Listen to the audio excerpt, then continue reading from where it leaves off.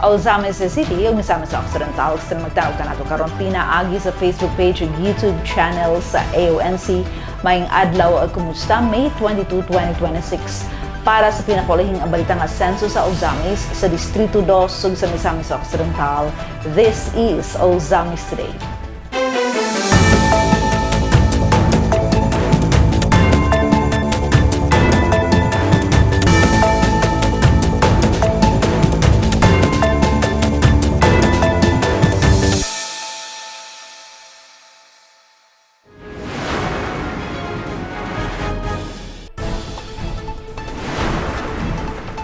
Walay mag-uuma nga mabiyan, 789 ka rice farmers sa Alzames nakadawat sa ARPA Program Financial Assistance. 7,334 ka mga senior citizens sa Alzames malipayon sa sayo nga release sa social pension. Mas lig-on nga serbisyong panglawas alang sa katawhan giduso ni Congressman Indy Waminal. Misamis Occidental padayon sa pagpaligon sa agrikultura, pinaagi sa tabang sa mga coconut farmers, usa ka libo ka bag nga salt fertilizers giapod-apod. Seguridad o kaandam sa kalamidad, gipakusgan pinaagi sa Oplan sa Gang Misamis noon sa Oroquitas City. Sa police report, tulo ka drug suspects na sikop sa sunod-sunod nga buy-bust operations sa Alzames. Dazzle Motikson ang mga detalye. Walay mag-uuma nga mabiyaan, 789 ka mga rice farmers sa Alzames nakadawat sa ARPA Program Financial Assistance. Ang good news ning report. To our farmers, kamo ang kusog sa atong ekonomiya o ang pundasyon sa atong mga pagkaon. Padayon nang ipakita sa kanunay Asenso Alzames Administration ang lig-on nga suporta ni ini sa sektor sa agrikultura at tula sa gipahigayon nga financial assistance distribution ubos sa Asenso Rice Farmers Full Assistance kun ARFA program diin anaa sa kinatibuk-ang 789 ka rice farmers gikan sa nagkalain-laing barangay sa dakbayan sa Alzames ang nagkatigom sa City Gymnasium. Pinaagi sa City Agriculture Office ubos sa pagpanguna ni OIC City Agriculturist Paquito R. Gazal Jr. malampusong nadawat sa mga benepisyaryong rice farmers ang ilang financial assistance alang sa ilang galastuhon sa land preparation ug harvesting at tulo sa 2025 cropping season. Ubos sa mga programa, ang mga kwalipikadong rice farmers ay nakadawat og 6,500 pesos matag hektarya alang sa land preparation assistance. Samtang 6,000 pesos matag hektarya usab ang nadawat sa mga benepisyaryo sa harvesting assistance nga nagdepende sa gidakon sa ilang mga rice fields. Ang ARFA program unang gisugdan atol sa termino ni kanhi Alzames City Mayor ug karon Asenso Pinoy Party List Representative Attorney Henry Indy F. Waminal Jr. uban sa hingpit nga suporta ni Governor Henry S. Waminal ug 2nd District Representative Congressman Sancho Fernando Ando F. Waminal ug padayon gipalapdan karon ubos sa administrasyon ni Mayor Sam Norman G. Fuentes uban ang suporta sa mga miyembro sa konseho nga miaprobar sa pundo alang sa programa. Sumala sa mensahe ni Mayor Sam nga gipaabot pinaagi ni City Councilor Sancho Sani Waminal Jr., Chairman sa Committee on Agriculture, iyang gipadayag nga ang maong panagtigom dili lamang alang sa pagdawat sa refund sa ilang mga gasto kundili usa-usab kapag ila sa dakong sakripisyo kakugi og importanteng papel sa mga mag-uuma sa pagpalig-on sa seguridad sa pagkaon ug ekonomiya sa dakbayan. Every harvest you bring to life is a powerful testimony of sacrifice, discipline, and perseverance. Dili lalim ang inyong trabaho. Apan pinaagi sa inyong kahago, nagpadayod ang kinabuhi sa matag pamilyang Alzames nun. Gidugang pa sa konsihal nga ang ARFA program nagpakita sa lig-on nga pasalig sa Asenso leadership aron masiguro nga walay mag-uuma nga mabiyaan. The Asenso Rice Farmers Full Assistance Program stands as a strong political commitment of the Asenso leadership to ensure that no farmers is left behind. This is not just a program of assistance, but a clear direction of governance, one that is responsive, people-centered, and rooted in genuine care. Gipasabot usab ni Konsihal Sani nga labaw og 500 pesos ang nadawat sa mga benepisyaryo sa Land Preparation Assistance tungod kay kini adunay tukmang gibasihan. Ang land preparation, dako gamay ang madawat. Dako siyang 6,500 per hektar. Kaysa harvesting assistance nga madawat og 6,000 ra. Dili ta magsilos kay kana mayo ang pagka-budget sa ato ang agriculture sa atong opisina. Dili sa ingon nga siya labaw kay kaila suod nani gibasihan. Land prep dako maguna siya, naglangkob maguna siya og preparasyon sa tibuok nimong kayutaan. Sa mensahe ni OIC City Agriculturist Gazal, iyang gipahayag nga ang maong inisyatibo naghulagway sa ligon nga pasalig sa lokal nga kagamhanan sa padayon nga pagsuporta sa sektor sa agrikultura ug sa pag-ila sa bililhong kontribusyon sa mga rice farmers sa pagsiguro sa food security ug sa padayon nga kalambuan sa dakbayan. We extend our sincere gratitude to our City Mayor Sam Norman G. Fuentes and the City Vice Mayor and the City Councilor, the unwavering support to the programs to uplift the lives of our rice farmers. Gipaabot usab ni City Councilor Juanito Junjun B. Sakin Jr. ang iyang mainitong pagpasidungog sa mga rice farmers ug panghinaot alang sa matag usa kanila. Ngaunta ang atong kadasig, ang atong panaghiusa o atong gugma sa matag usa sa paghatag og serbisyo sa katawhan magpadayon. Ang malampuson nga financial assistance distribution ubos sa ARFA program alang sa 789 ka mga rice farmers sa dakbayan sa Ozamis nagpakita nga ang kanunay Asenso Ozamis administration padayon sa pagpaligon sa sektor sa agrikultura. Timaan nga ang pagpanguma nagpabiling usa sa labing gihatagan o prioridad sa Asenso administration. 7,334 ka mga senior citizens sa Ozamis malipayon sa sayong release sa social pension. Giyatuan nagtutukan ni Leon Medalyo ang mga balita, ani ang report.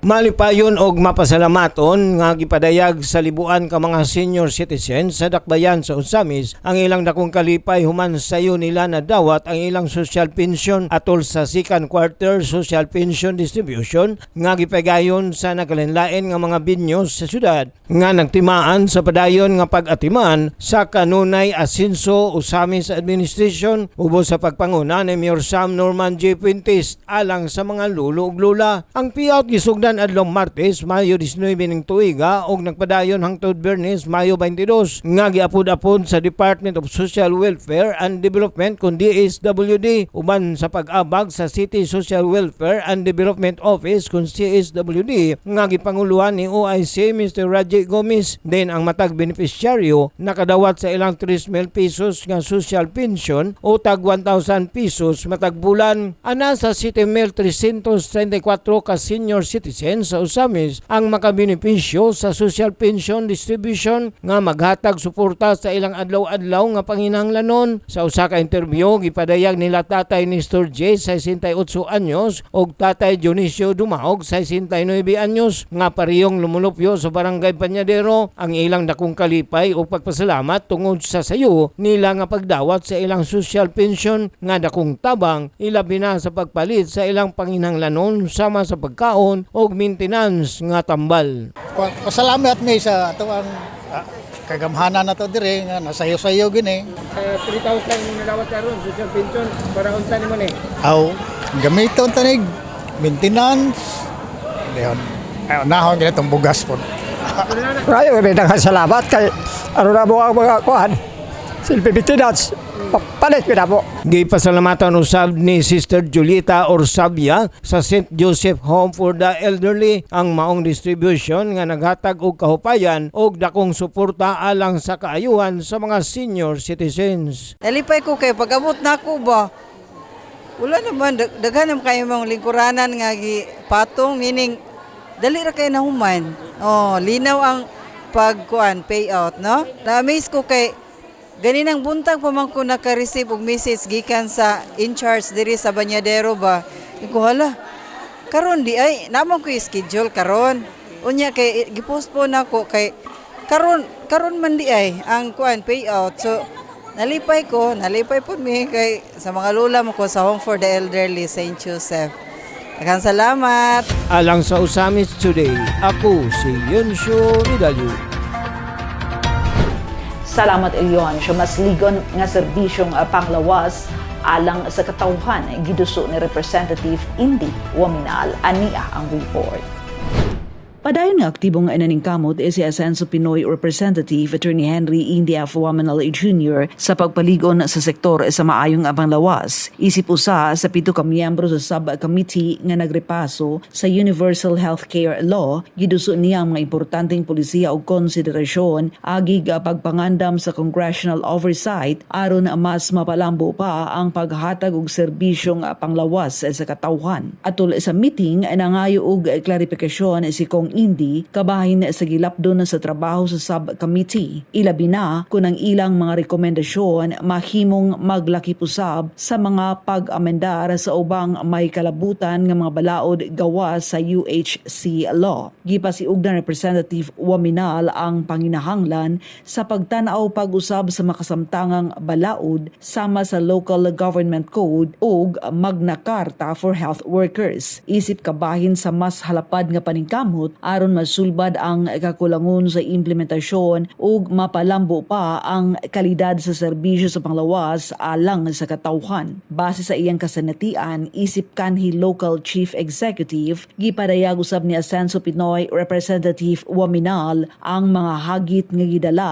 sa full devolution sa serbisyo ngadto sa mga lokal nga panggamhanan nga usa sa mga nakababag sa epektibong pagpatuman sa Universal Healthcare Program. Gipunting usab niya ang dako nga kalainan sa sweldo tali sa lokal ug national health workers. Nga matud niya, usa ka sensitibo apan importanteng issue nga kinahanglang matubag aron mahimong mas epektibo ang implementasyon sa UHC program. Aron mas mapalalumpa ang deliberasyon, gisugit ni Representative Waminal ang pag-apil sa mga international health organizations isip resource persons aron makakaton gikan sa global best practices sa pagpatuman sa universal healthcare. Pinaagi ni ini nga mapaningkamot padayon ipaligo ni Ascenso Pinoy Representative Attorney Indy Waminal ang iyang advokasya alang sa mas ligon ug mas epesyenteng mga reforma sa sektor sa panglawas uban sa tumong nga mas mahimong epesyente, accessible ug mapuslanon ang universal healthcare alang sa matag Pilipino. Misamis Occidental, padayon sa pagpaligon sa agrikultura, pinaagi sa tabang sa mga coconut farmers sa kalibo ka bag sa salt fertilizer giapud-apud. Ani ang report ni Angela Mekirante. Padayon nga gipakita sa provinsyal nga kagamhanan sa Misamis Occidental ang ilang lig-on nga suporta sa sektor sa agrikultura aron mapalambo ang panginabuhian sa mga mag-uuma, ilabi na sa mga coconut farmers sa dakbayan sa Ozamis. Pinaagi sa malampusong pagpahigayon sa orientation of ceremonial turnover sa usa ka libo ka bag nga salt fertilizer Mayo 19, 2026. Kiniisip kabahin sa tinguhan ni Governor Henry S. Waminal nga mas mapakusog pa ang industriya sa lubi sa probinsya. Ang maong fertilizer fertilizer na gikan sa Philippine Coconut Authority kon PCA ug gi-facilitate sa City Agriculture Office sa pagpanguna ni OIC City Agriculturist Paquito Gazal Jr. alang sa ceremonial turnover ngadto sa mga coconut farmers sa Dakbayan. Ang distribution gipahigayon sa Barangay Calabayan ug Barangay Bagakay Covered Courts. Anaa sa 250 ka rehistradong coconut farmers sa National Coconut Farmers Registry System gikan sa mga barangay Calabayan, Bagakay, Bungbong, Kapukaw Proper, Kapukaw C, Balintawak ug Cavite ang direktang nakabenepisyo sa maong programa. Din ang matag mag-uuma nakadawat og 4 ka sako nga libreng salt fertilizer nga adunay timba nga 50 kilos matag usa. Nakig-uban sa distribusyon sila Board Member Winston Catani, Chairman sa Committee on Agriculture, Crispin Gamboa, Acting Division Chief sa PCA Region 10 ug OIC City Agriculturist Paquito Gazal Jr. ug mga opisyal sa barangay. Sumala ni Board Member Catani, gikinahanglan ang maong ceremonial distribution aron ma-orient ang mga coconut farmers ug masiguro ang husto ug epektibong paggamit sa mga abono. Human masayran nga kaniadto daghang fertilizer ang nasayang tungod sa kakulang sa kahibalo sa pipila ka mag-uuma sa saktong pamaagi sa paggamit niini. Mao nga hugot kini nga gipasiugda karon sa administrasyon. Ipasabot usab niya nga ang paggamit sa salt fertilizer dakong tabang sa pagdugang sa gibugaton sa ani sa lubi tungod kay kini makapabaga sa unod niini. Ang makadungag ug pabugat di ani mga kaisunan is kining paggamit nato sa atong salt fertilizer kay nganuman mao man ni makapabaga sa unod sa lubi. Nagi na sa scientific study mga kaigsunan. Subay sa paningkamot ni Governor Henry ug ni Mayor Sam Norman G. Fuentes, adunay plano ang probinsyal nga panggamhanan sa pagtukod og kaugalingong planta sa lubi sa Dakbayan. Human makita ni Governor Henry ang dakong potensyal sa industriya sa lubi isip usa sa nag-unang tinubdan sa kalambuan sa ekonomiya sa probinsya. Tungod kay nakita niya nga maayo ni nga industry. Naata karoy tukuron nga atong kaugalingong planta sa lubi dinhi sa Usamis. Nasayran nga naghatag ang Philippine Coconut Authority kon PCA og 35,000 ka bags sa salt fertilizer nga giapod-apod ngadto sa 15 ka mga syudad ug lungsod sa Misamis Occidental. Din usa ka libo ka mga bags ang gihatag alang sa mga mag-uuma sa Dakbayan sa Usamis. Gibutyag usab niya ang usa sa mga prioridad nga programa sa probinsya inubanan sa Philippine Coconut Authority. Nga og mahimo makatanom ta og 1 million seedling sulod karong tuiga. Kay para sa hinay-hinay, at least na lang on the next 3-4 years, na natay enough nga mga tanom sa lubi nga makasupply sa ato ang mga planta. Karon, ana-ana sa kapin 250,000 ka seedlings ang natanom og gilauman pa ang pag-abot karong simanaha sa 107,000 ka dugang nga seedlings gikan sa ilang suppliers sa Cotabato. Gisaysay usab ni OIC City Agriculturist Gazal nga ang paghatag sa fertilizers ngadto sa mga coconut farmers kabahin sa dakong paningkamot ni Mayor Sam sa pagtabang o paghatag og tukmang pagtagad sa sektor sa mga mag-uuma sa lubi. Isip usa sa iyang prioridad nga sektor ubos sa kanunay Asenso program. Kanang mga sektor sa gilantaw ni Mayor Sam para mayang matabangan. So kaning sektor sa agrikultura usa ka prioridad sa atoa karon sa kanunay Asenso program na matabangan. Ipasabot usab ni Coconut Development Officer Danry Bayang ang importansya og dakong kapuslanan sa salt fertilizer sa pagpauswag sa himsog ug kalidad nga pagtubo sa lubi ug sa pagpugong sa posibleng mga sakit niini. Pinaagi sa mga inisyatiba gilauman sa probinsyal ug lokal nga panggamhanan nga mas mapalig-on pa ang sektor sa agrikultura dili lamang pinaagi sa pagtaas sa ani ug kita sa mga coconut farmers kundi pinaagi usab sa padayon nga pagpalambo sa industriya sa lubi nga karon isip usa ka dakong potensyal ug nag-unang tinubdan sa ekonomikanhong kalambuan sa probinsya. Alang sa Usamis Today, ako si Angela May Quirante. Salamat me, seguridad ug kaandam sa kalamidad gipakusgan pinaagi sa uplan sa gang Mesa Misnon sa Oroquieta City. Ani ang report ni Glenroy Ruluna. Nagpakita og ligon nga panihiusa og kaandam ang mga nagkadang ahensya sa gobyerno atol sa pagpahigayon sa Oplan sa Misamis noon na nagabangunahan sa 10th Infantry Battalion ubos sa 1st Infantry Division Philippine Army inubadan sa provincial government sa Misamis Occidental. Gitambo nga sa mga kalihukan ni Ozames City Mayor Sam Norman Gofuentes uban sa mga mayores sa nagkadang lungsod ug syudad sa Misamis Occidental ubos pagpahulo ni Working Governor Attorney Henry S. Ominal. Ang maong Oplan sa Misamis noon o sa ka-joint interagency exercise nga nagatumong sa pagpaligon sa external security operations, humanitarian assistance ug disaster response sa tibok probinsya. Atol sa simulation exercise, gipakita sa mga sundalo, responders ug mga ahensya sa gobyerno ang ilahang kaandam ug pagtubag sa mga emerhensiya ug mga posibleng hulga sa seguridad aron nga mapanalipdan ang kinabuhi ug kabtangan sa katawhan. Gipasiug daw sa mga kalihukan nga ang importansya sa koordinasyon o panahiusa tali sa Armed Forces of the Philippines, lokal na mga gamhanan o guban pang mga ahensya sa gobyerno aron nga masiguro ang paspas o organisado nga pag-response panahon sa kalamidad. Ang maong simulation dili lamang usa ka ordinaryong ehersisyo kundi simbolo sa padayong papaningkamot sa gobyerno sa pagpalig-on sa kaluwasan o kaandama sa matag komunidad sa Misamis Occidental. Alang sa Ozames Today, kini si Glenn Ray Ruluna.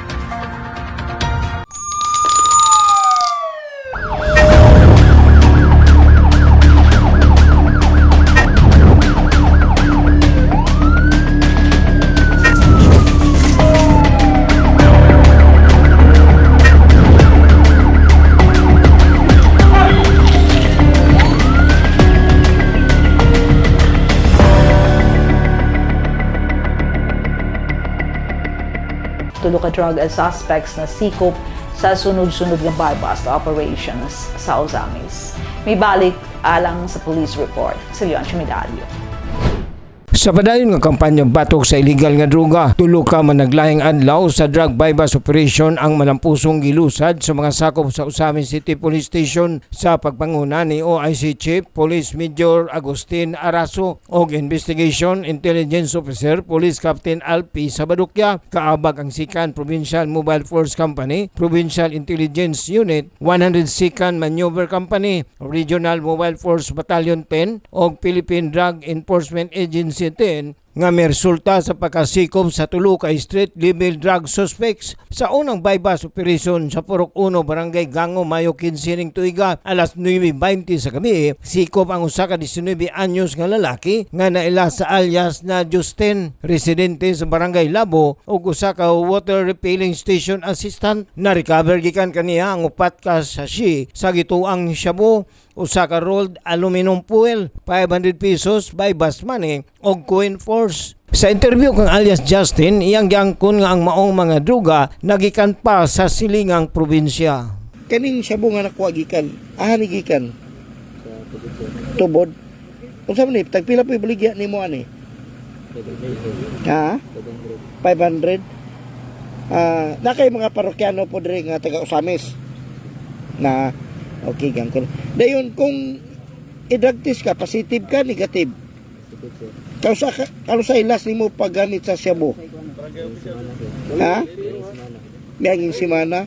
Sa ikalawang operasyon, Mayo 17, alas 10:45 sa gabi, sa Purok 1 Barangay Laman, timbog ang 45 anyos nga lalaki nga si alias Erwin, walay trabaho o residente sa maong barangay. Nakumpiska gikan sa iyang posisyon ang 5 ka sachet sa giingong illegal nga droga, 500 pesos bypass money o kaha sa sigarilyo nga mga gisudlan sa mga nasangpit nga droga. Mayo 20 ning tuiga, alas 9:00 sa gabi, sa ikatulong operasyon sa Purok 3 Barangay Bagakay, malampusong nadakpan ang 36 anyos nga lalaki nga si alias Rikrik, usa ka merchandiser o residente sa maong barangay. Nakuha gikan sa iyang posisyon ang upat ka sachet sa gidudahang illegal nga droga, 500 pesos bypass money, lighter, cell cellphone ug usa ka kaha sa sigarilyo di nakuha ang droga. Malampusong nasikop ang mga nasangpit nga suspetsado human positibong napalitan sa giingong poster buyer ug usa ka sachet sa gituang shabu